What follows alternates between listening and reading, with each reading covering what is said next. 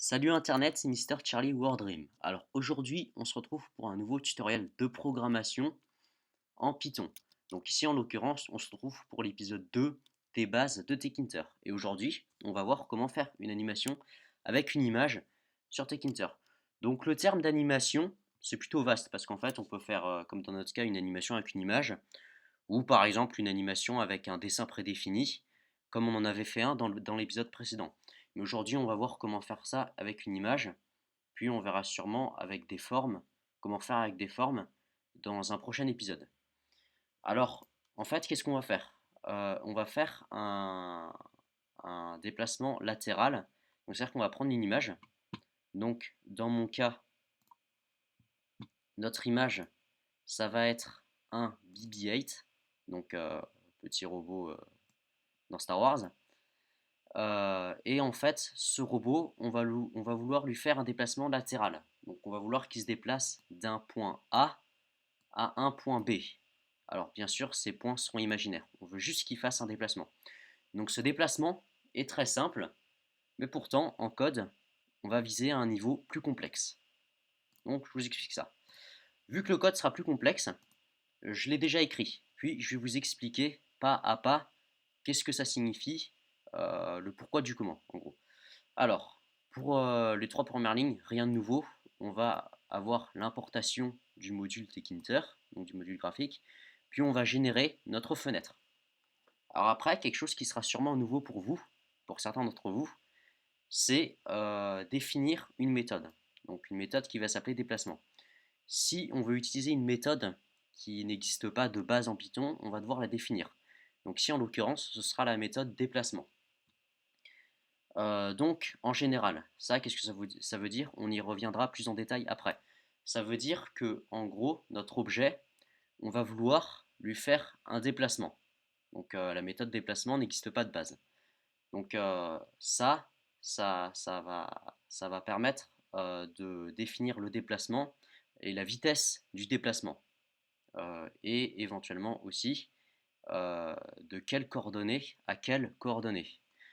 Après, on a img file avec un répertoire, une suite de répertoires. Donc ça va nous permettre d'importer notre image.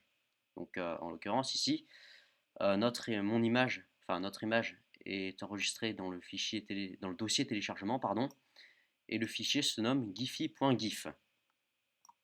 Alors, à moins d'installer certains modules, Python de base ne reconnaît que peu de formats. Donc ici, en l'occurrence, les formats GIF et un ou deux autres formats. Si vous voulez qu'ils reconnaissent les formats JPEG ou PNG, vous allez devoir installer des modules, mais c'est très simple. Après, on va définir notre image, donc dans notre canvas. Ça va servir, en gros, c'est une méthode qui va nous permettre de définir notre image. Donc on verra ça plus en détail. Ici, on va créer notre canvas. Donc notre canvas va être va avoir une dimension de 800 unités par 800 unités, va avoir une couleur blanche, puis sa taille va automatiquement s'adapter à la taille de la fenêtre, ou plutôt c'est la fenêtre qui va s'adapter à la taille du canvas, avec une marge de 10 pixels, enfin de 10 unités pardon, en X et en abscisse et en ordonnée, donc en X et en Y, donc une marge qu'on va rajouter entre le canvas et la fenêtre. Donc ici on va définir la variable img2 donc pour notre image, donc qui va être une deuxième variable qui veut nous dire que notre image, eh ben, on va réduire sa taille parce que mon image de base fait 600 pixels par 600 pixels. Donc 600 pixels par 600 pixels sur 800 unités, ça fait assez gros, étant donné qu'une unité se rapproche d'un pixel en Python dans notre canvas. Donc en gros, ça dit que je vais diviser mon image en X et en Y. Donc je vais la diviser par 2 en X et la rediviser par 2 en Y. Et comme ça, elle va faire 300 pixels environ par 300 pixels au lieu de 600 par 600.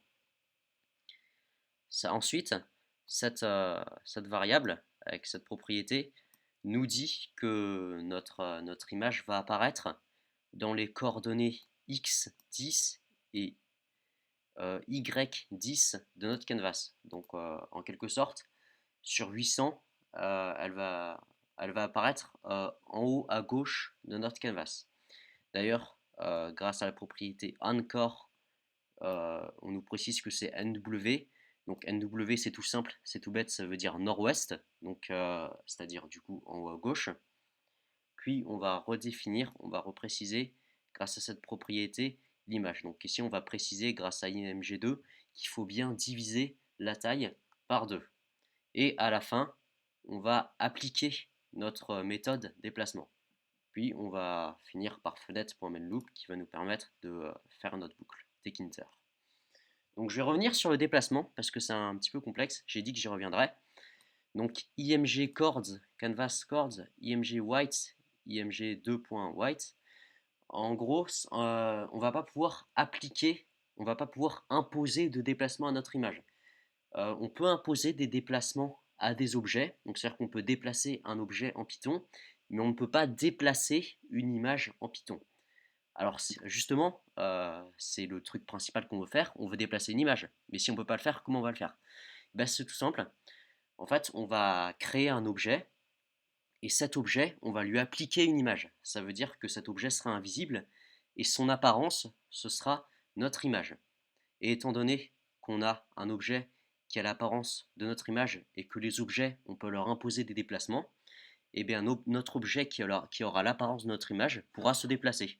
Donc ce qui donnera en gros l'impression que c'est notre image qui se déplace. Mais en vrai, c'est l'objet qui se déplace et en texture, en apparence, il a notre image.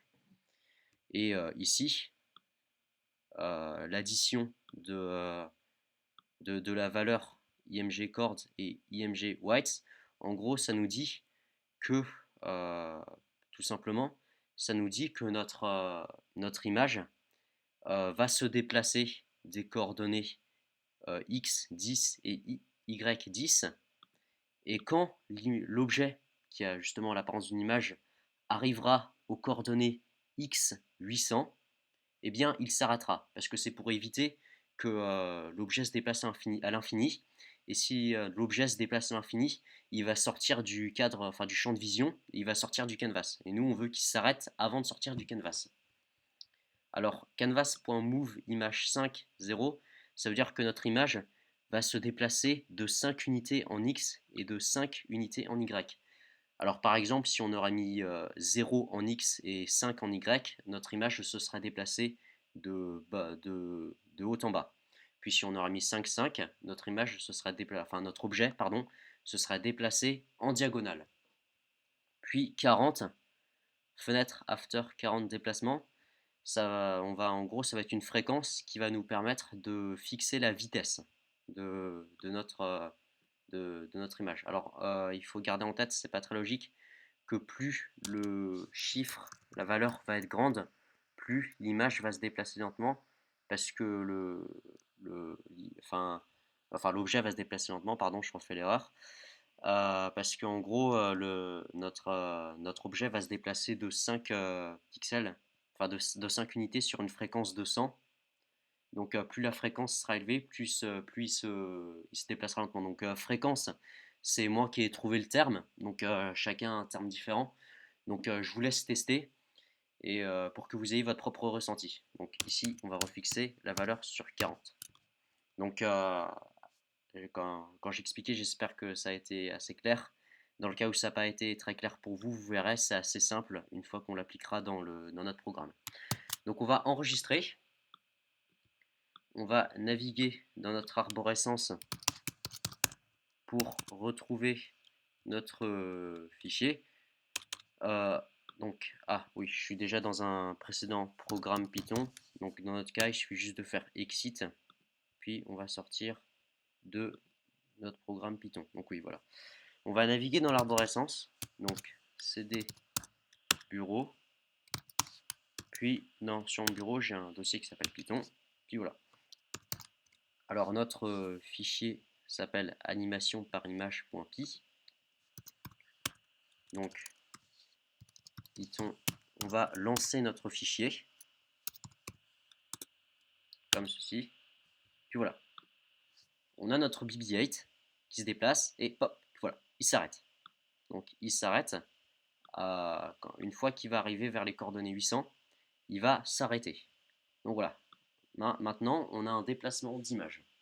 Alors après, si vous voulez, vous pouvez tout aussi bien rajouter, complexifier le programme de façon à ce que votre BB-8 ou votre image, dans mon cas c'est un BB-8, se déplace par exemple de gauche à droite.